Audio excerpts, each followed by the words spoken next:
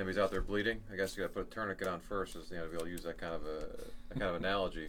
If you have some stories you want to share, again, you're always welcome to call us here in the studio at 440-946-9468. We're here every Monday live from noon to 1 p.m. Eastern.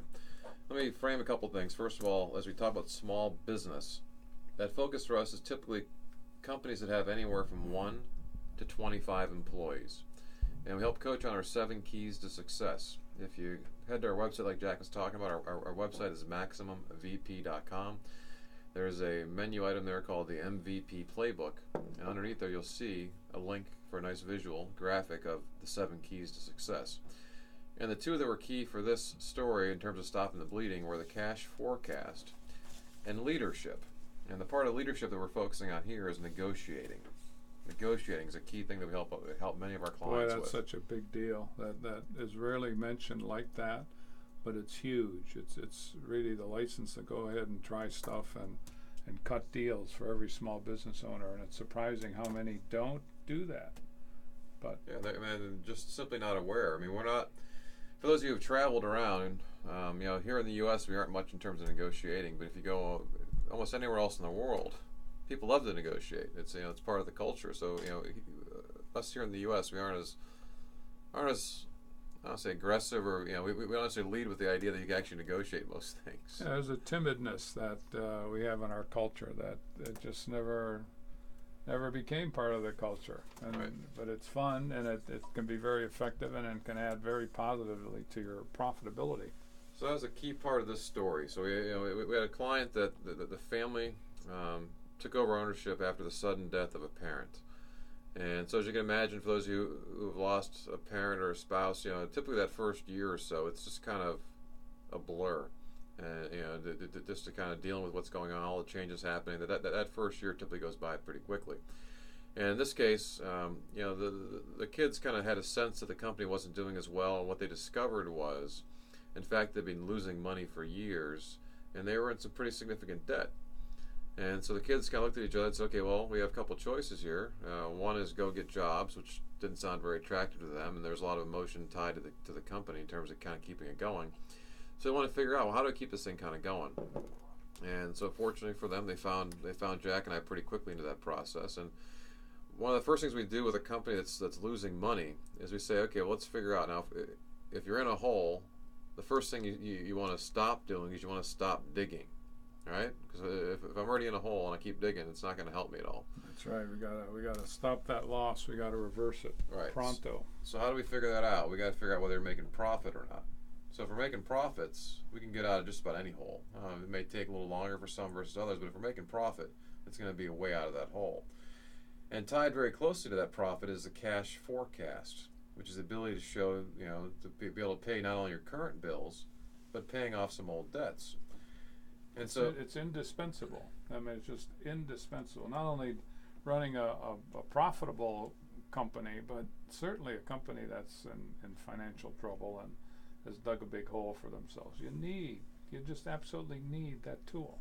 yeah, we don't care how you do it. You want to use some fancy new app that's got it out there. If you want to use a trusty old spreadsheet, if you want to use a whiteboard, if you want to just take some big pieces of paper and write it out, by hand.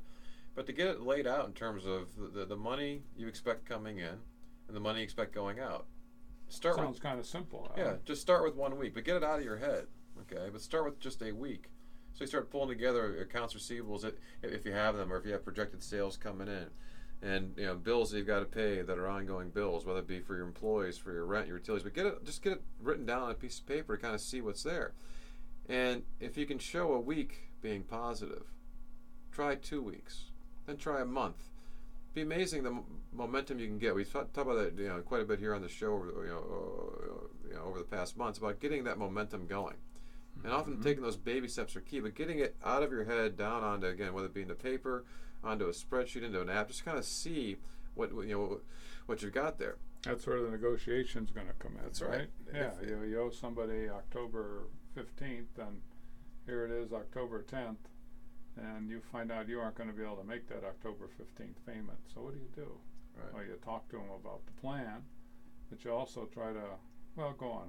That's okay. No, I mean it's true whether you have ongoing payments, or again, if you're like a case like this where you have some old debts to pay off. if you can show and have confidence that you're able to, again, pay all your bills currently, you then have additional funds to be able to now pay off some of that old stuff. And from the negotiation standpoint, you don't have to necessarily pay off dollar for dollar the old stuff. And keep in mind, these folks have been waiting for a while, and put yourself in their shoes, because I'm sure most of you, who've owned a company for a little while here, have had some slow payers or some bad debts. And picture that person coming to you and saying, "Hey, I know I owe you 10 grand here. If I gave you 6 grand today, would you take it and call it even?" Now, if you've been waiting 6 months or a year for that 10 grand, chances are pretty good you might take that 6 grand, or you might negotiate a little bit. But there's certainly some room there. If you don't take it, I'm not going to give you anything for a year. Or I'll start paying you $100 a month or something like that. Again, it's a matter of kind of what's there. But the idea of going to approach and start to be able to kind of negotiate those things out, but being able to do it, not doing it blindly and hoping and wishing and praying and crossing your fingers, but having the tools there to say, I can see on paper or see on my spreadsheet that I can do it. So I have that ability to start to be able to negotiate that. How many small business owners out there duck those issues, or have the other side when people owe you money where they duck you?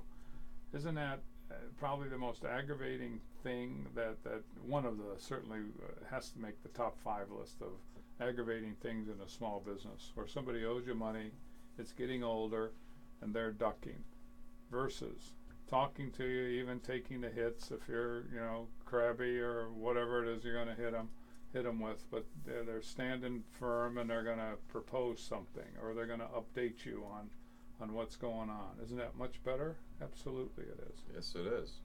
So with the very simple cash forecast tool, looking at their forecasted profit and loss, we were able to get this client that was losing money for years to get them being profitable for the first time in probably almost a decade. They were able to get their debts paid off and settled within 18 months. That was cool. That was a cool outcome there. Oh yeah, and as part of this, they're also able to double the company within 3 years. It's even better. Even better, right? Now, and a big part of what they did in terms of settling their debts, they weren't, they had about $250,000 in debts. I think they wound up paying about $150 of that. The other $100 got negotiated down. So there's usually quite a bit of room and opportunity that's there, and it's amazing that this often happens with our clients. As I mentioned before, many of them haven't really negotiated much at all, and it becomes addicting, I guess, right? Once you kind of get them started doing this stuff, they start to get excited about it. They start seeing opportunities everywhere. We even had a client last week kind of, he was almost embarrassed or apologizing when he was negotiating a contract with somebody. He said, you guys taught me years ago to kind of start doing this now. He goes, I feel like I'm a lion in there with just some timid prey, right? Yeah, almost kind of helping them along. And so it's a very, very powerful tool when you own a company to be able to go through and be able to negotiate that.